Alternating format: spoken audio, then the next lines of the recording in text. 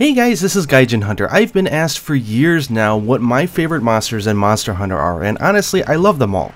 And it's like ice cream, right? Your favorite flavor changes from time to time, but I have been able to nail down my top 5 favorite, and I thought it'd be fun to do a video where I discuss what they are and why. I know everyone's top 5 is going to be completely different, so I'm very interested in hearing down in the comments below who your 5 favorite were, but honestly, just a quick call out, all the monsters like Zinogre, the Stygian, Nargacuga, like all these monsters are amazing. If you want to see this cool 10th anniversary video, I have a link in the description down below. I actually uploaded this like a year and a half or 2 ago. But it was a really cool thing that they did for the anniversary for Monster Hunter. Anyways, I just want to jump in and tell you about my personal 5. Again, they're not the 5 best in Monster Hunter, they're my personal favorites, and there's very clear reasons why. Hope you guys enjoyed the video, so let's just jump right in.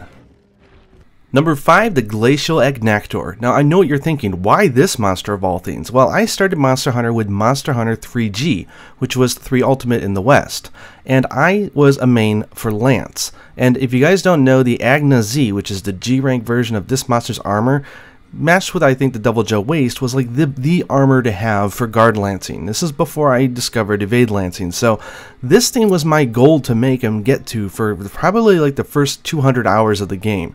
It's what motivated, what drove me to go and get through G rank solo, and the monster is so cool. It's one of those cool monsters that when you go in the arena, you see a hint of it, but he pops up. He's got presentation, right? This thing is super tough, which is why its G-rank armor has the Mind's Eye, because you really need Mind's Eye when you're fighting this thing. Otherwise, your weapon's going to be bouncing off of it like crazy. The thing is big, it's cool looking, it's aggressive, it goes at you like this, and it's not just the body slams and the tail twist. This thing also has tons of other tricks up its sleeve. For example, it'll clack its teeth and do these crazy ice beams at you, which will like really waste you if you're not ready for them.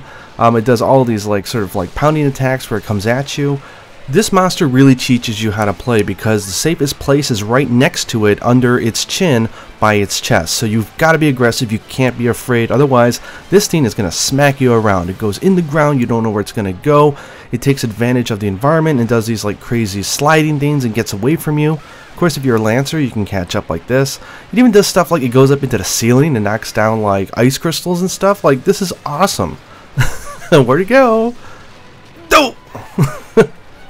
I really like the monster, and it was great as a Lancer to have a monster to really aim for my endgame goal. Number 4, Braca Dios. Now, unlike the West, which had this really weird cover with, I don't know, like the Azure Rathalos of all things, the flagship monster on the cover of Monster Hunter 3G was Braca Dios. This is a brand new monster that they introduced in this game, and it was a boxer type. It had this slime. It's the first monster ever to introduce what, at the time it was slime, but is now known as Blast Element, which is my favorite. And you know what they say with Monster Hunter is that the flagship of the game that you first got in Monster Hunter with will always be special, and that is totally true. This monster I have a lot of special feelings for a lot of different reasons. First and foremost, this was the monster that got me to try other weapons. As I said before, I was a guard lancer, and when you try to lance this thing, at least guard lancing it, it didn't work, as he'd just punch you, he would explode all over you, and your stamina just would not be able to be maintained. So when I got to the G2 quest versus 2 of these suckers in 3G, that's when I had to evolve and I learned the Sword and Shield. But from there I discovered all the different weapons, and really I gotta thank my love for Monster Hunter partly to Braca Dios. Look at his attacks. He's got slime, he's got jumping, he's got pivoting shots. He's really cool. I do think that he was harder in 3G or a little bit different than he is in recent games because it was such a limited space that you really didn't have anywhere to run, so the explosions were really deadly.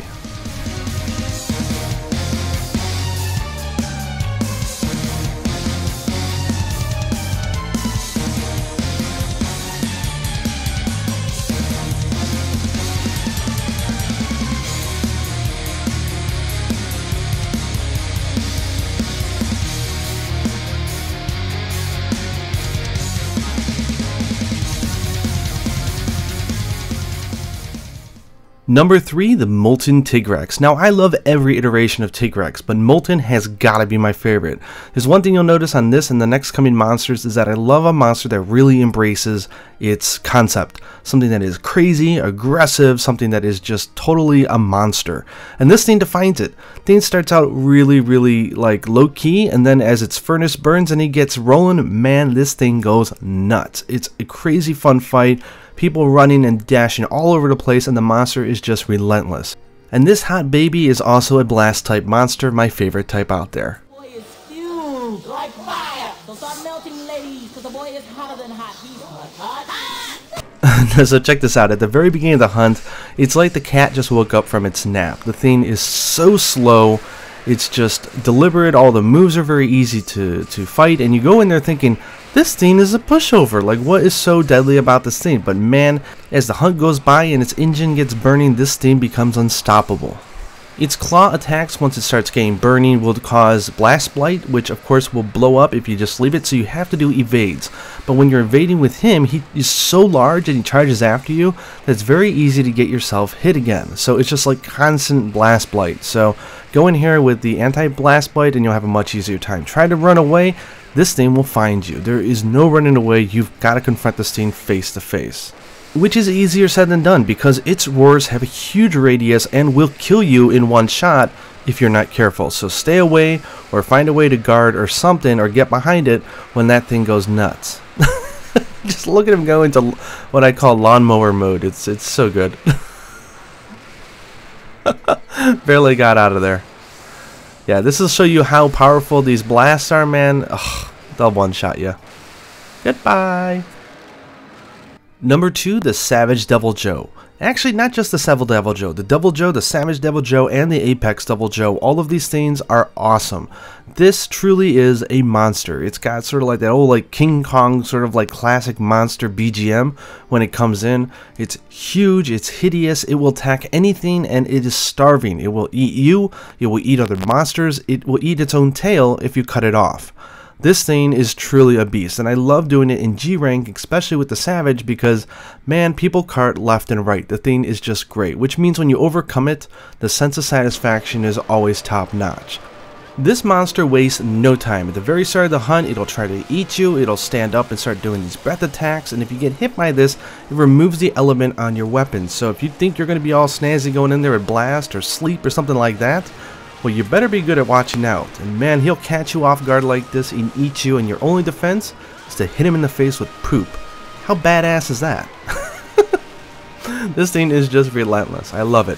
It definitely teaches you how to deal with anti-tremors, with being eaten, with a monster that is just huge, and it's just tough.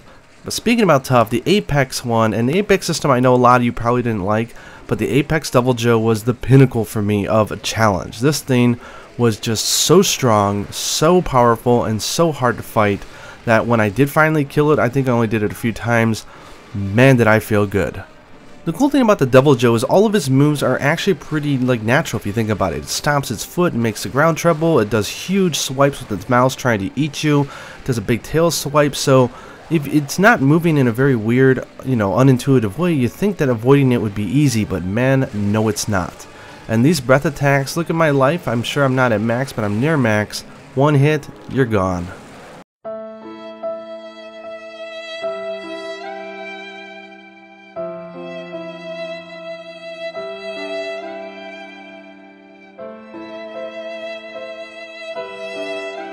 But for all these monsters, practice makes perfect, so you pick yourself up, you do it again and again, and then you get good.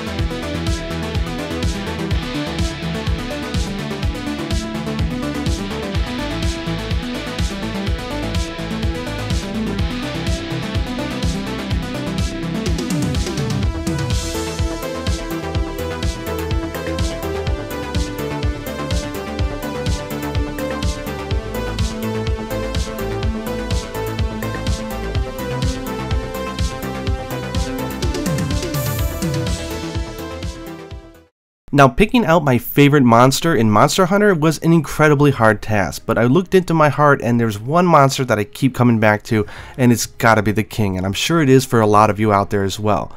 And that monster is Plesioth.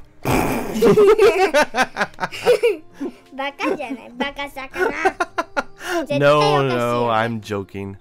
My actual favorite monster of all time, at least for now, is Massacre Diablos. This is the new flagship monster that they added in Monster Hunter Double Cross, and this thing is crazy. So I mean, the flagship monsters always have an element, right? It's a fire one, it's a dragon monster, it's an ice monster, it's something, right?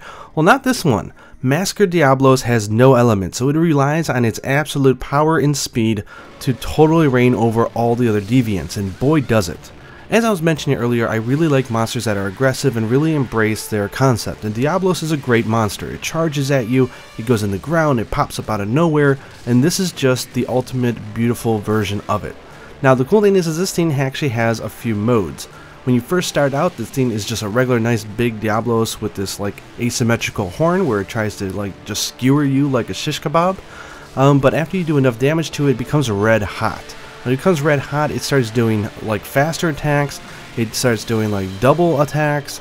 Once it hits maximum fury, this thing goes absolutely bonkers. Watch how fast it charges in the ground, pops right up with this boiling hot steam, and just blows up. It's so fun.